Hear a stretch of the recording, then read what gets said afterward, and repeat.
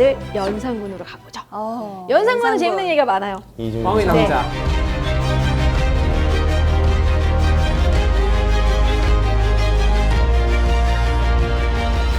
연산군이 사실 영화나 뭐 드라마에 가장 자주 그쵸, 등장하는 왕이죠. 주인공이죠.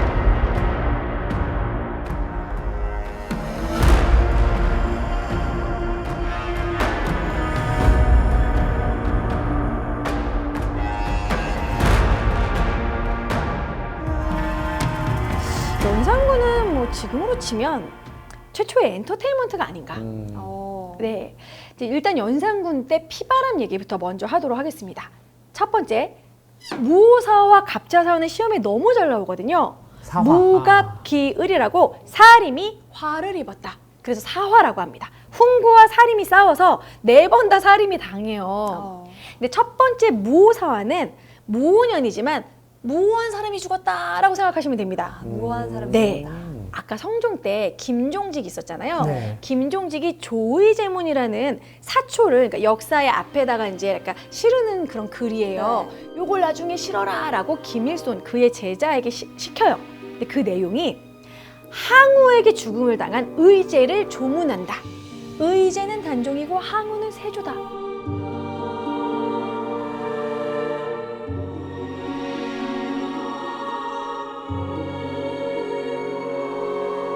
약간 돌려까기. 그러니까 결국 세조를 디스하는 글이었어요. 왕을 디스했죠. 예. 그러니까 연산군이 이걸 보고 이거 뭐야? 우리 중조 할아버지를 욕한 거잖아.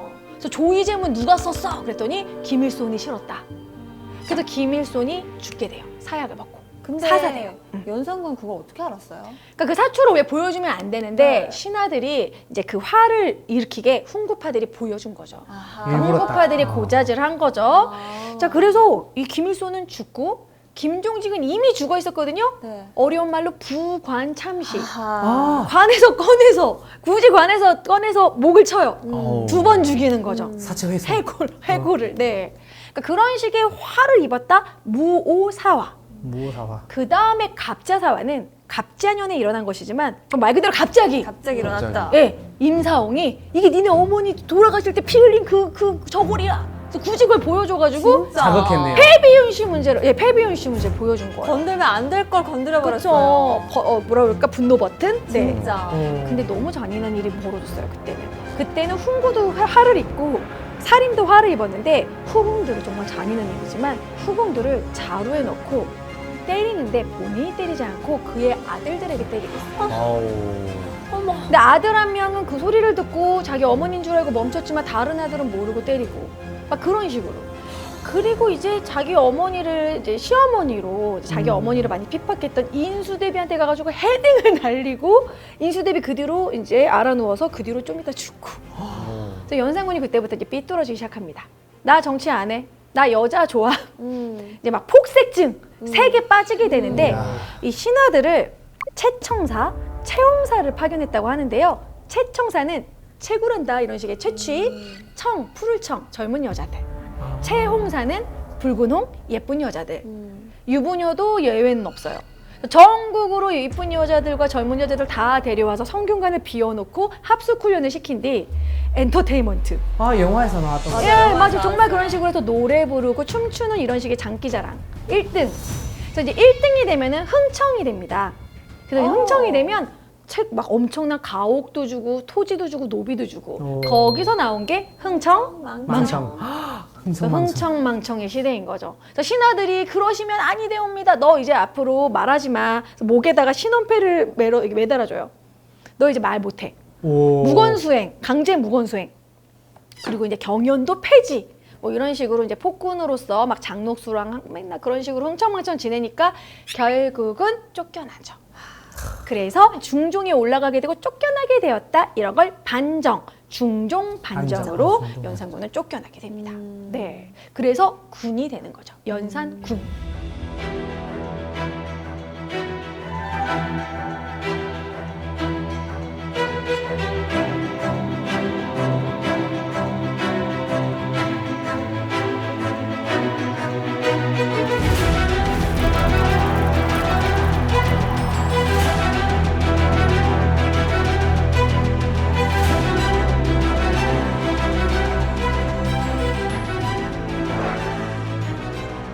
반정이라는 건요. 그 잘못된 정치를 바로잡는다는 거예요. 그래서 조선시대의 반정은 중종반정, 인조반정 두 개가 있고 그래서 그 앞에 왕이 연산군, 광해군이 되는 겁니다. 네.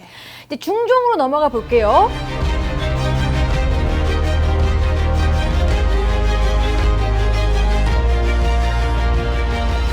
중종도 이제 왕이 됐는데 사실 중종반정을 일으켰던 인물들이 네. 또 중종을 또 이제 뒤에서 막 이렇게 좌지우지하고 이러려고 간섭하니까 또 스트레스 받아. 이때 또 살인을 등용시킵니다. 아. 네. 이때 아주 인기 있었던 인물이 있는데요. 학식도 대단하고 외모도 준수했던 조광조라는 인물이 있었어요. 조광조. 앞으로 해도 조광조, 그쵸? 뒤로 해도 맞아요. 조광조. 앞뒤가 똑같은 조광조. 네, 조광조. 네. 네, 조광조는 네. 근데 이 사람이 똑똑한 인물이긴 하지만 너무 과한 개혁을 추진했던 거죠. 약간 너무 대쪽 같은 스타일. 네, 맞아요. 대쪽 같은 선비. 네. 그러니까 조광조는 첫 번째로 일단 경연을 강화하고 중종에게 너무 과한 공부를 시켰다. 그러니까 아. 중종이 스트레스를 좀 받고 있는 상황이에요. 그 다음에 위훈 삭제라는 걸 추진합니다. 위훈, 거짓된 공을 삭제해야 된다. 그러니까 예를 들어 세조가 계유정난이고 막 이럴 때 그리고 이 중종반정 때 그러니까 예를 들어 제가 공을 세웠어요. 근데 저만 공을 세웠으면 저만 이름이 올라가야 되는데 우리 오빠, 친척 다 3-4명 같이 올라간 거야. 묶어서. 관직에 올라가고 1+1으로 막 관직 받고 막 이런 토지도 받은 거야. 청렴하지 요거 다 않다. 삭제해야 된다. 위조된 공훈을 그렇죠. 삭제해버렸다. 많이 그리고- FM이셨네. 네, 그러니까 홍구파들이 떨고 있는 거야. 나 쫓겨나게 어. 생겼네. 그래서 조광조가 이제 약간 찍혔는데 또 두 번째로는 소격서 폐지. 이게 뭐냐면 소격서는 비나이다, 비나이다. 대비마마들이 이제 약간 도교적인 초제인데 아들 낳게 해주세요. 이렇게 주로 비는 공간인데 이걸 없애니까 대왕 대비마마랑 왕비들 불편. 그래서 여러 사람에게 이제 찍힌 조광조는 쫓겨나게 되는데 기묘사화는 기묘년이지만 기묘한 일을 주작을 합니다. 기묘한 일. 이 나무 이파리에다가 꿀물로 주초위왕으로 썼다고 해요. 한문으로 썼겠죠? 주초위왕. 주초위왕은 조씨가 왕이 된다는 의미라고 합니다. 그 주자가 조광조의 조자에 들어가는 한문이었어요. 조씨가 왕위를 누린다. 그래서 궁궐에 여기저기 주초위왕 써있게 이렇게 한 다음에 가장 이제 제일 많이 잘 예쁘게 그 이제 벌레 먹은 걸 보여줬겠죠, 중종한테. 꿀 발라서 벌레 먹게. 네. 이거 지금 이렇게 이런 일이 벌어진다. 조광조가 왕이 되려고 한다. 근데 중종도 가뜩이나 조광조의 너무 과외 그런 공부에 스트레스 받고 있었는데 쫓겨나게 되죠. 그래서 기묘사화로 조광조가 살을 먹고 죽게 된다. 그래서 중종 때 기묘사화 너무 중요합니다.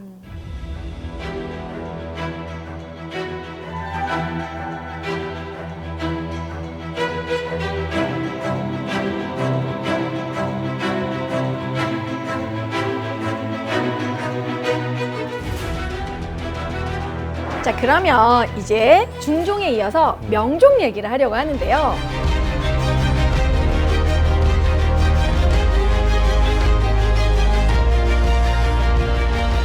혹시 이제 운동선수시니까 우리나라의 국가대표가 훈련하는 선수촌 아시나요? 선수촌. 선수촌 서울에 어디에 있죠? 태릉천. 태릉 선수촌. 나는 그쵸? 안 가봐서 모르겠는데.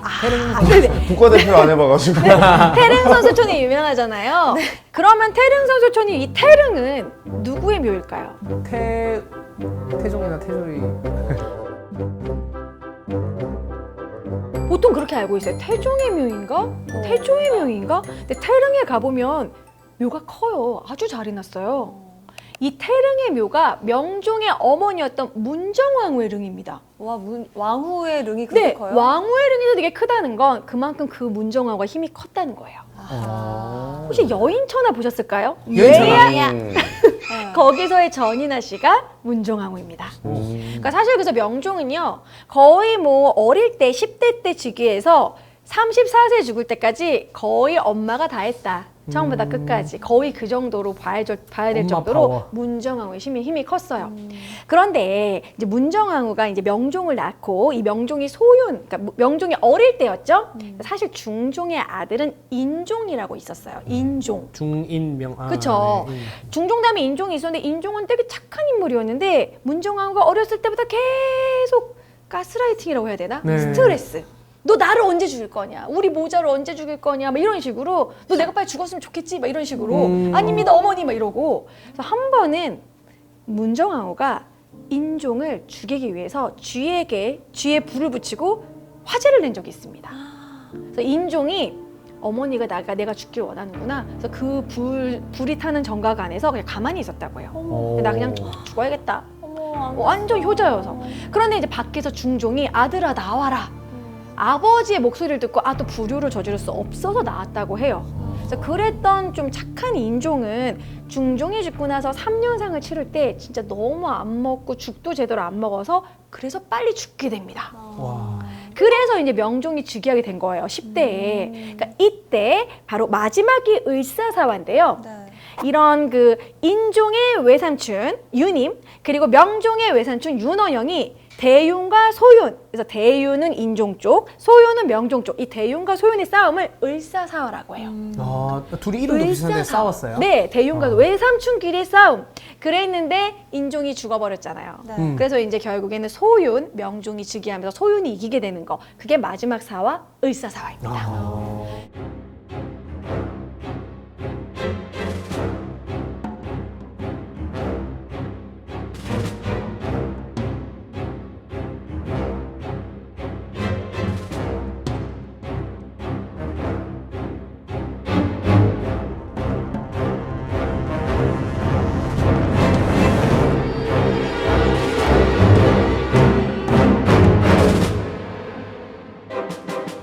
이제 명종 때는 어머니 파워가 컸다, 뭐 그렇게 기억하시면 되고요. 이 시기에는 사실 정치가 좀 제대로 되지 않았겠죠. 그래서 그렇죠. 결국 막 문정아우가 사치스러운 것도 있었고, 그래서 이때 먹고 살기 힘들다. 그러면서 도적이 일어나게 되는데 유명한 도적이 난을 일으키게 됩니다. 명종 때. 제가 닮은 사람입니다. 아시나요? 임꺽정이요. 맞아요. 걱정이 많아서 임꺽정이신가요? 아니 외모가 닮아서요. 어디를 닮았다고? 저 임꺽정 저 화장 지으면 임꺽정 닮았다는 소리 듣고. 아니 임꺽정이 어떻게 생긴지를 모르겠는데. 이게 좀 어떻게 생겼대요? 임꺽정 상남자 아니에요? 상남자? 임꺽정 예쁘. 야, 조선에 3대 도적이 있거든요. 연산군 때 홍길동, 명종 때 임꺽정, 숙종 때 장길산인데 장길산까지. 예, 이제 장길산만 안 잡혔다고 해요. 그래서 그 유명한 2대 도적 바로 임꺽정이 명종 때 임꺽정의 난이 일어납니다. 네. 자, 그리고 임꺽정 때는 을묘외변이라고 그래서 왜구들이 쳐들어오는, 그러니까 임진왜란 전에 을묘외변이라는 사건이 있어서 여기서 좀 어렵지만 비변사 기억해 주시면 좋은데요. 비변사. 비변사. 네. 변방을 방비하는 임시기구, 군사기구예요. 오. 그러니까 이제 비변사. 왜구를 대비하거나 여진 쪽을 대비하거나, 그러니까 우리나라로 치면 휴전선, GOP 그쪽을 방비하는 비변사. 비변사가 잠깐 생겼다 없어지고 잠깐 생겼다 없어졌는데 을묘외변 때 상설화 계속 있게 되었다. 아, 비변사 상설화. 네. 근데 그 전까지 그 비변사가 네네. 나중에는 영토를 네. 정하는 데 있어서 또 중요한 역할을. 네, 비변사는 그 나중에는 모든 일을 다 하게 돼요. 비변사가 이제 세도 정치 때 비변사를 다 장악을 하게 돼요. 그래서 비변사는 나중에 모든 일을 다 맡게 된다. 예. 그러니까 이 비변사는 원래 그렇게 임시기구였는데 이제 사실 비변사는 임진왜란 때 또 최고 기구가 되죠. 전쟁 중이니까 국방부 같은 그런 식의 역할로. 자, 그래서 이 명종 때는 을묘외변, 비변사 상설화.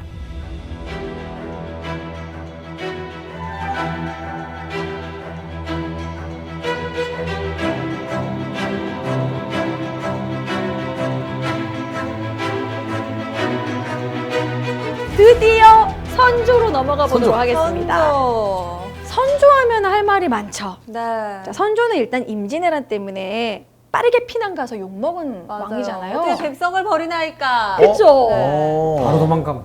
아, 근데- 저기 갇힌 왕. 가치나 그거는 인조. 네. 근데 선조는 임진왜란만 없었어도 욕을 그렇게 먹진 않았을 거예요.